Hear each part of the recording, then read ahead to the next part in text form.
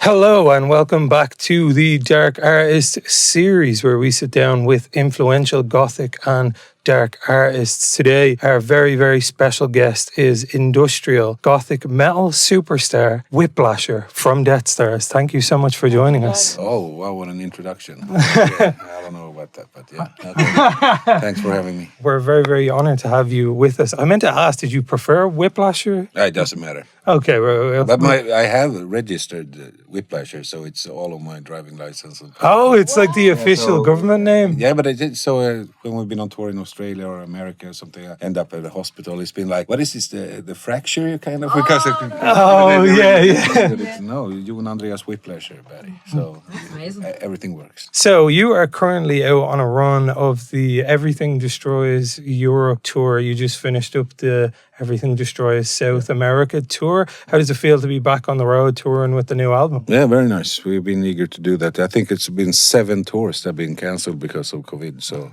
finally we're out here again. It's been a while. So yeah, but it feels very good. We have, the Priest guy sitting over here also with us, which is fantastic, amazing band. So we have a good time, absolutely. We can't show them on camera; their identities are secret. Yeah, exactly. Playing the new album live, the album was a long time in the making. There was like a gap of, I think, 9 years between the last album and this one. Can you talk to us a bit about the production process of the album and like how it feels now that it's finally out in the world? Yeah, but it's very good, very nice that it's out. But we started writing the album maybe 5 years ago. We were done 2 years ago, maybe, or something. It wasn't that long for us, the process. But for me and Emily, who writes the stuff, I think this was the first song, and then the last one, Everything Destroys You. That was also a result of the COVID situation, because tours were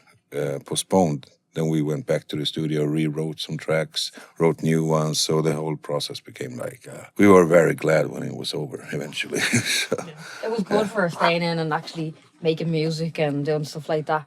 But everybody was eager to get back out on the road. Yeah, but it's 2 different things. So we're more of a band when we're out like this. So I love to ask this question, and I think I might know the answer. But where did the name Deathstars come from? Yeah, I was just around with, stars, child stars, movie stars, death stars, because we came from the death metal scene. So it was kind of ironic. I didn't think about the Star Wars thing. That was a problem because we were on Universal, which is a very big label, of course. And they had to check with George Lucas. Yeah, the Lucas, the whole universe Lucas. But it was okay. When it comes to Deathstars and your sound, who would you say were your biggest inspirations behind the sound of the band and the music you wanted to create? I don't know. Since we're coming from the black and death metal scene, when we grew up, we were doing that kind of music. But also we're very fond of Sisters of Mercy and Fields of Nephilim. So it's kind of a mixture of that with some more modern elements, I guess. But Deathstars is on one hand very like somber, bombastic kind of thing on the album, but then as a band it's more of a rock act. So it's kind of a paradox, which works for us. So when it comes to the sound in and of itself, you have like a lot of kind of electronic influences and synthy stuff going on in there. Was that coming from like the 80s kind of like new wave we're very stuff? fond of 80s music, all of us. So I had a lot of Kim Wilde stuff, on this album, which I can recognize, but some of that stuff. So we like 80s pop music, and that's what brought all the synths into the music. It's a big element or a big inspiration, absolutely. Also, Emily, likes a lot of more of that music, maybe than I do. I listen more to rock music. So they're bringing kind of more of that to the table. Yeah. So we have different, come from different angles. Even though we've been sticking together for over 30 years, we have a bit of a difference when it comes to music tastes. Well, I think that kind of works perfectly, because if you have someone who's into the exact kind of same stuff as you, we're one-dimensional. So you're kind of fleshing the sound out more when you're working with someone who might you have to tweak each other. So absolutely amazing. But speaking of inspirations, Deathstars have a very noticeable, iconic, distinct look when it comes to the band itself. What was kind of the inspiration coming into that? Was it coming from like the death metal, black metal scene? Yeah, I think with Kiss and everything, you grew up with King Diamond and that kind of stuff. But people tend to think that we have a lot of thought behind this, but we really don't, because it's like 2 days before we have the shoot for an album. It's like, oh, what are we gonna do now? And Just like us. Yeah. So it's You don't think about it, you just do it. but now it's more like we look like Ramones, kind of. You know, they stuck with that for quite a while. It's just leather jackets and jeans, kind of. But it was more of a thing on Termination Bliss, I guess, and so on. But it's important not to go up there in just t-shirt and jeans, you know, because we really appreciate the bands when we grew up, wanted to do something different. So. Yeah, like theatrical. Yeah, but it's just to have a visual part of the band as well. I think for me as well, like for most people, it would kind of help with the performance as well, like actually, you know, putting on what you like on stage. Yeah. But I think people also think that it's like you're going into a role or something. It's not really like that, I guess. But it's nice because we're getting older, and you know, the makeup. Oh, you don't need to tell us. That's why. That's why I have like these lines on my face. What are they hiding? I don't know. Yeah, there's very little footage when it comes to me in general with no makeup on. So I can assure you, I completely understand. Better to look dead all the time. Yeah, look dead all the time. And And people think it's on purpose, you know. Yeah, exactly. I mean, it is. So you're saying you don't think it kind of feels like you're going into a role then when you come into costume and stuff? No, not really. No. Do you feel like it's kind of evolved at all over time, like looks-wise with the band? Or like you said, is it always just kind of a last-minute dash? Nah, but I think it's more relaxed right now than it was before. Then it was more of a thing for us. But it's an important part of the concept of Deathstars, I think. But it's I don't know how many kilos of glitter I used on every tour back in the day. Like inhaling. Yeah, but I remember always in Antwerp, I was buying all these kilos of silver, and you know, it was on buses, and everyone hated it. I remember I was being on tour. Connor hates when I get there. Yeah, with corn and stuff. And they were like, "What? The glitter in my Corn with glitter. corn on my peen, and the corn is on my, the glitter is on my corny." And so on. So yeah. So it's been a hassle for a lot of people. So, but then then it was much more like flamboyant kind of in that way. Yeah. Now it's more black and white. I can imagine, like, we shoot one video a week and we go through so much like white makeup and black lipstick. I'm like, do you budget for the tour when it comes to makeup? And Yeah, you've just got tubs and tubs of like. We have bags with stuff like that. Then we also get makeup. I remember in the States we got a makeup line from some people. If anyone wants to hit us up, I'm running out of black lipstick all my life. But I'm running out of red lipstick. So, but you don't have that. Just checking. Never know. Oh my god! If you actually pull a red lipstick, This is like really dark. Okay.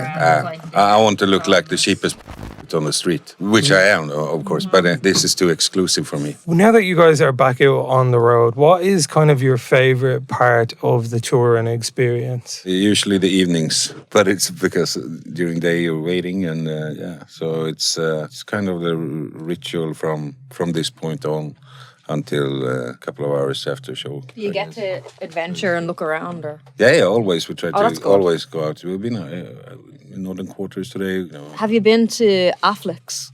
It's like Affleck's. It's a marketplace. It's a huge market of like Gothic. alternative clothing. Variant. If you have time tomorrow, you should. We're leaving I think we're going to Nottingham tomorrow. Oh, Nottingham's great as well. Pit and Pendulum Bar is really cool. It's like I usually go there. Very nice. Yeah. We don't really have stuff like that, like where we're from. So where are you from? We're from Dublin. I don't know if you've ever been. Have you been to Ireland? Playing there a couple of times. Yeah. Hopefully you come back sometime. We have a lot of friends that we were actually talking about that yesterday. Since we really missing Dublin, also Glasgow. It's not on this tour, so definitely have a lot of friends that would love to see you play Dublin, though. Yeah, that would be fantastic. So circling back to the newest album, can you talk us through what would be your favorite track from the album? No, I really can't. Because it's a hard question. Yeah, but I don't know. I never listen to the album ever. When the album is done, I could never do that. You know,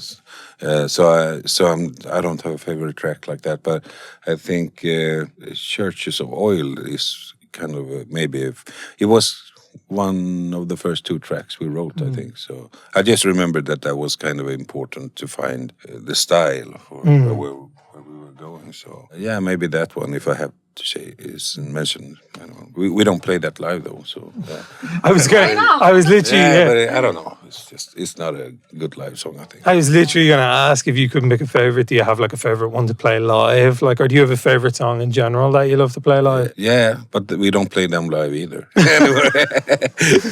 Do you make the set No, list? but I think Trinity Fields was one of the favorites for me. But we played that for so many years. Now it just took some other tracks. But I think Blitzkrieg is always kind of fun because of the response and so on. The crowd reaction. Yeah. Because I was going to ask, like, how do you choose the set list for the tour? Or does everybody talk about everyone is just writing down, and then we like... vote? There's a Google No, not vote, but spreadsheet this somewhere. one is... And then we rehearse maybe 30 songs, and we choose. So we have like 30 songs maybe, so we can play.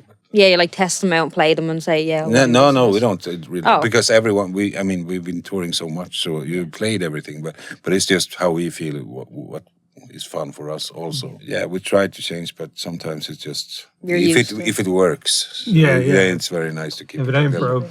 So our channel focuses a lot on kind of like goth culture and just the goth subculture and lifestyle, etc. And Deathstars have obviously had like a large fan base within kind of the goth community and stuff. So we always like to ask people like, what does goth kind of mean to you? For me, Deathstars is not like a goth band for that, but it's in that scene and so on. I think for me, goth is more like when you read like the 19th century novels from England and so that kind of like the literature stuff. Yeah. And also. But I've never really been into like the goth scene like that. So you can teach me maybe.